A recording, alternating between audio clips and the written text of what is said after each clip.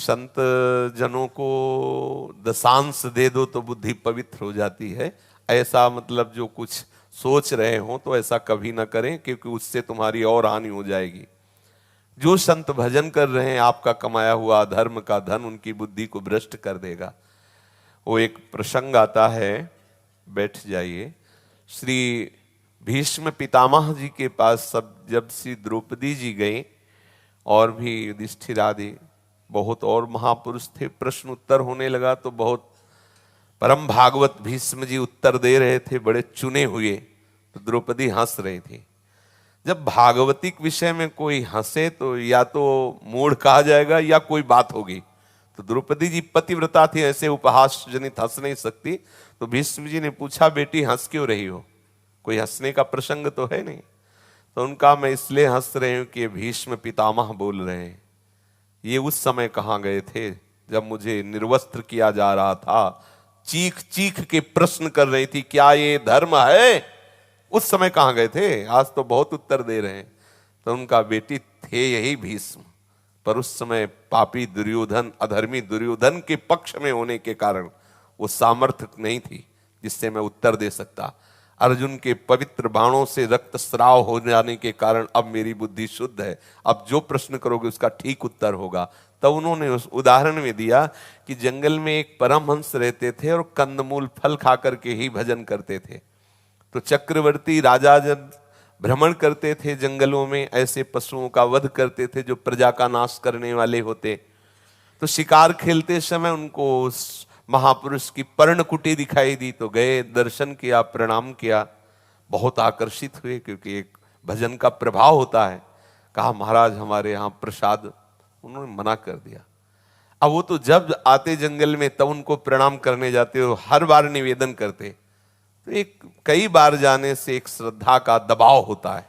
संत जनों का हृदय बड़ा कोमल होता है। कई बार जब प्रार्थना की जाती है तो उनका हृदय उस बात में राजी हो जाता है। यद्यपि वो कंदमूल फल ही खाते थे, पर राजा की प्रार्थना से वो राजमहल जाने को तैयार हो गए। बड़ी अगवानी की और परमहंस जी को महल में ले गए। स्वयं महारानी ने सुंदर भोजन बनाया, पवाया। जब 10-15 दिन बाद फिर राजा गए तो आपकी बस ऐसे ही सरलता पूर्वक, महाराज कृपा करो, तो बोले हाँ चलो। वो चल दिए, क्योंकि अब वो जो अन्न का प्रभाव है वो राजी कर दिया। वहां गए तो पहली बार तो ऐसे बैठे रहे थे, अब तो ऐसे देखने लगे महल को, क्योंकि वृत्ति बदली। तो देखा कि रानी के जो हार गले में था वो एक टंगा हुआ था श्रृंगार के, जहां सब उनके वस्तुएं रखी हुई थी। तो समय लगा कि वो हार निकाला, अपनी झोली में डाल लिया।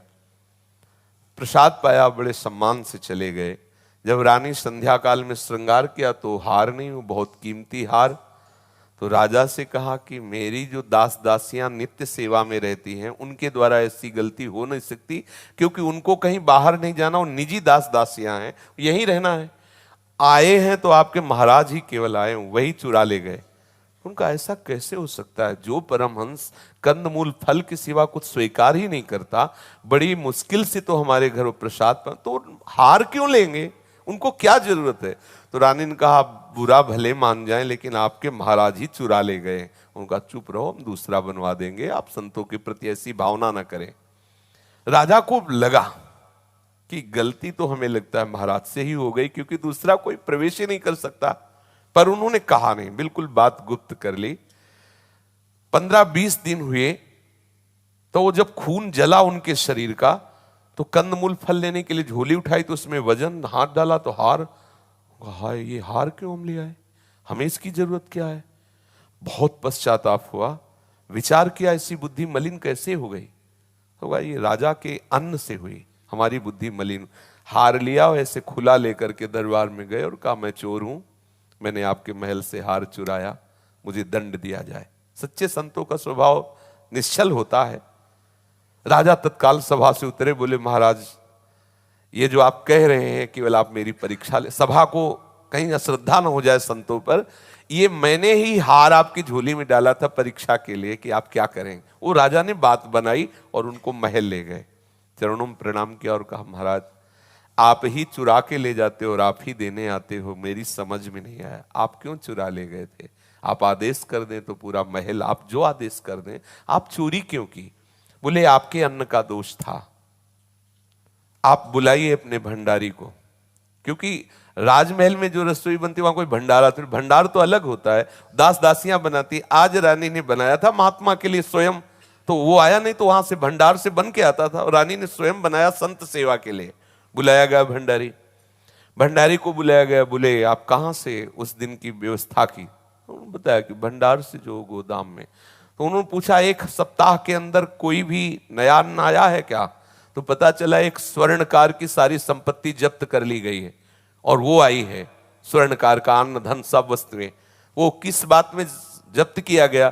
तो बोले किसी गरीब ने दिया था बेटी के ब्याह के आभूषण बनाने के लिए, तो उसने नकली आभूषण देकर असली स्वर्ण छुपा लिया, और जब वो बात खुली तो उसको दंड के रूप में पूरी संपत्ति जब्त कर ली गई। तब महात्मा ने कहा उसकी संपत्ति के प्रभाव से आपका वो गोदाम, वो अन्न सब दूषित हो गया। दूषित अन्न खाने से मेरे हृदय में भी उसी स्वर्ण की चोरी का भाव आया, और चुरा, ये तुम्हारे अन्न का चमत्कार है, और हार रखा होगा, आप दोबारा हमारी कुटिया में कभी मत आना। इसीलिए जो बड़े बड़े संत महात्मा राजअन्न से बचने की कोशिश करते हैं। राजअन्न को विषवत बताया गया है कि बुद्धि को भ्रष्ट कर देता है। तो हम जैसा अन्न खाते हैं, जैसा वैसी हमारी बुद्धि बनती है।